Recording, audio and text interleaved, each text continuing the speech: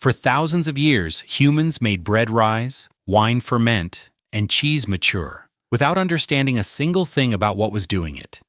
They called it a gift from the gods. They called it magic. They called it luck. In 1857, a French chemist named Louis Pasteur finally looked through a microscope and saw what was actually happening. Living organisms. Microscopic fungi and bacteria that had been in flour, in grape skins, in milk, in every bowl of dough left in the open air for the entire history of human food. Invisible, everywhere, doing everything. This is the science of fermentation, how it works, why it produces flavor, and the story of the 4,500-year-old Egyptian yeast that someone actually baked with. The accident that started everything. Fermentation was not invented, it was discovered. The earliest archaeological evidence of fermentation is 13,000-year-old residues of a beer-like drink found in a cave near Haifa in Israel. This predates farming itself. Humans were fermenting before they were cultivating. The most probable origin story is this: grain or fruit left in a container in warm conditions came into contact with wild yeast floating in the air. The yeast landed on the sugars. The sugars were consumed. Carbon dioxide and alcohol were produced. The grain became something else. No one planned it. No one understood it. But someone noticed that the result was edible, often, better than the original, and kept doing it. For the next 12,000 years, humans practiced fermentation without knowing what fermentation was. The Egyptians called their bread a miracle. They were not entirely wrong. What fermentation actually is. Fermentation is a metabolic process. Microorganisms, primarily yeast and bacteria, consume carbohydrates and convert them into other compounds. The most important compound for bread is carbon dioxide. Yeast converts sugar into alcohol and carbon dioxide. And it is the carbon dioxide that forms the bubbles inside dough, trapped by the gluten network, causing the dough to expand and rise. When the dough is baked, the alcohol evaporates. The carbon dioxide pockets remain, creating the open crumb, the airy interior, the lightness that makes fermented bread completely different from flatbread. But carbon dioxide is only part of the story. During fermentation, hundreds of other chemical compounds are produced. Esters that create fruity aromas, aldehydes that produce bread's characteristic baked smell, organic acids that create complexity and tang, diacetyl that produces buttery notes, fusel alcohols that contribute depth. Every flavor in a well-fermented bread, every note of wheat, of tang, of warmth, is the product of microbial activity. The yeast and bacteria are not rising the bread, they are building its flavor. The rising is a byproduct. The flavor is the achievement.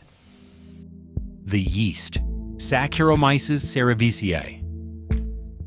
The yeast responsible for most bread fermentation is Saccharomyces cerevisiae, a name that means sugar-eating fungus of beer.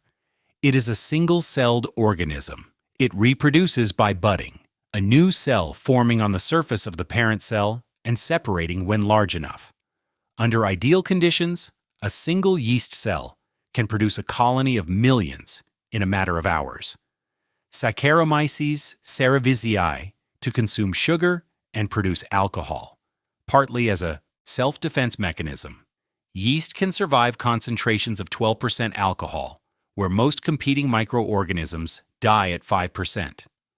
The alcohol the yeast produces kills its competition.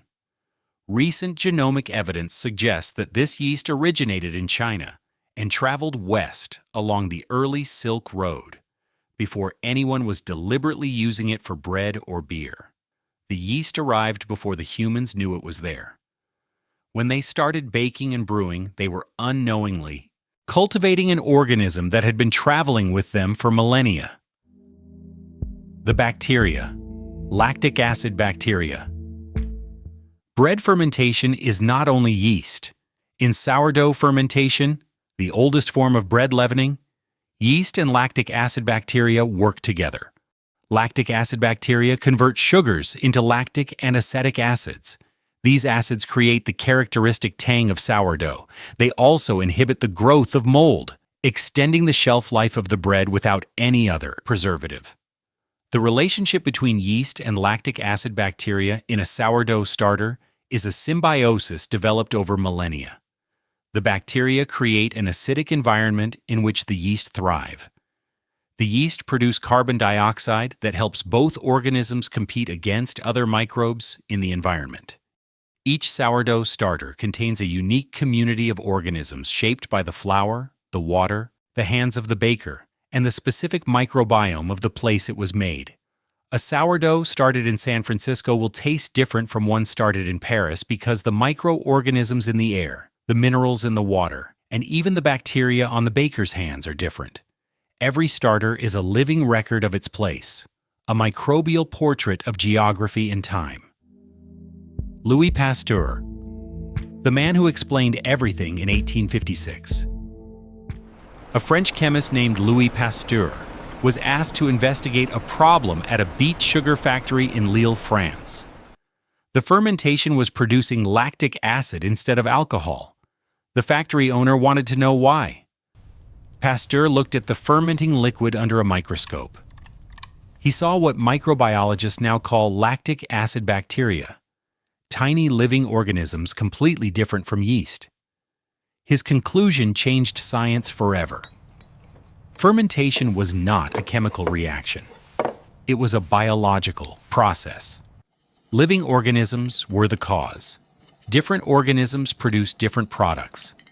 And if you could control the organisms, you could control the fermentation. In 1857, Pasteur published his findings. He founded the field of zymology, the science of fermentation. In 1864, he developed pasteurization, heating liquids to a temperature high enough to kill unwanted microorganisms without destroying the flavor of the product, named after him. Still in use today, in 1876, he published his research on beer. He noted that yeast was a living organism, that different strains produced different flavors, and that controlling the yeast meant controlling the product. Everything the food industry knows about fermentation traces back to Pasteur's microscope in 1856 and a beet sugar factory in northern France that was making bad alcohol. The 4,500-year-old yeast. In August 2019, a physicist named Seamus Blackley, better known as the co-creator of the original Xbox, announced something extraordinary on social media. He had baked bread with 4,500-year-old Egyptian yeast. With archaeologist Serena Love from the University of Queensland and microbiologist Richard Bowman from the University of Iowa, Blackley had negotiated access to ancient Egyptian pottery vessels from the Museum of Fine Arts in Boston and Harvard's Peabody Museum, dating to the Old Kingdom, around 2400 BCE. Using a sterile syringe and nutrient solution, Bowman injected liquid into the porous ceramic walls of the ancient baking vessels. Yeast spores, dormant for 4,500 years, rehydrated, awakened, were extracted. Blackley cultivated the yeast for a week using ancient grains, einkorn, barley, kamut, the same grains an Egyptian baker would have used. Then he baked. The result? A loaf described as much sweeter and more rich than any modern sourdough. Light and airy, with an incredible aroma. The baker described it as emotional. The bread was alive, and it tasted like 4,500 years ago. Yeast are able to go dormant for extended periods in conditions of starvation and become active again in the presence of food, Bowman explained. The ceramic had preserved them perfectly. The nutrient solution woke them up. The Egyptians who baked with that yeast called its action a miracle. In 2019, we understood exactly what the miracle was, and it still worked. How fermentation builds flavor, the chemistry. The flavor of fermented bread is not one thing. It is hundreds of things happening simultaneously. When yeast ferments sugar, the primary products are ethanol and carbon dioxide, but alongside them, smaller quantities of hundreds of other compounds are formed. Esters, compounds formed when acids react with alcohols, create fruity, floral aromas. The specific esters produced depend on the temperature of fermentation, the strain of yeast, and the composition of the flour. Higher fermentation temperatures produce more esters, which is why warm fermented bread has a sweeter, more complex aroma than cold fermented bread. Organic acids, primarily lactic and acetic acid from bacterial fermentation, create the sourness in sourdough. Lactic acid produces a smooth, yogurt-like tang. Acetic acid produces a sharper, vinegar-like note. The ratio of lactic to acetic acid in a sourdough depends on the hydration of the dough, the temperature of fermentation, and the specific bacterial community in the starter. A wet dough fermented warm will produce more lactic acid, milder, rounder. A stiffer dough fermented cold will produce more acetic acid, sharper, more complex. The baker controls these variables. The bacteria execute them. The result is flavor that no industrial process, no additive, no emulsifier, no dough conditioner can fully replicate. Because the flavor of fermented bread is not manufactured, it is grown. Slow vs. fast. What time actually does? The Chorleywood bread process, which we covered in video 06, replaced bulk fermentation with 3 minutes of high-speed mixing. The bread rises. It does not ferment. The distinction matters. A bread that rises in 3 minutes has the carbon dioxide structure of fermented bread, the open crumb, the airy texture, but not the flavor compounds. There was no time for esters to form, no time for organic acids to develop, no time for the hundreds of slow chemical reactions that happen only over hours or days. The rise is there. The flavor is not. This is why a sourdough loaf fermented for 72 hours tastes nothing like a commercial white loaf that rose in 3 minutes. Even if both are made from the same flour, the same water, the same salt. Time is not just a variable. Time is the ingredient. The ancient Egyptians understood this intuitively. They kept their starters alive across generations. Pieces of yesterday's dough mixed into today's, because they knew that the old dough made the new bread better. They did not know why. Pasteur figured out why in 1857. The bakers of ancient Egypt had been doing it correctly for 4,000 years before he did. Fermentation is the oldest domesticated organism in human history. The first thing humans ever tamed was something they couldn't see. Pasteur's microscope in 1857 finally revealed what Egyptian bakers, Greek winemakers, Korean kimchi makers, and Japanese miso brewers had been managing for thousands of years without knowing the name of a single microorganism they were working with. They knew what time did. They knew what temperature did. They knew what old dough added to new dough. And in 2019, the physicist who helped invent the Xbox baked bread with yeast those Egyptian bakers had used, still alive, still hungry, still building flavor, after 4,500 years of waiting for someone to wake it up. The bread was sweeter, richer, different from anything baked today.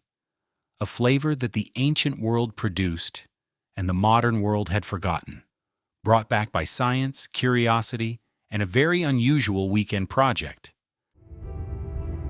Next video, Every Sprouted Seed Explained. The ancient practice that China, India, and Egypt discovered independently, and why a Korean vegetable carries a 600-year-old story of betrayal in its name. Subscribe so you don't miss it.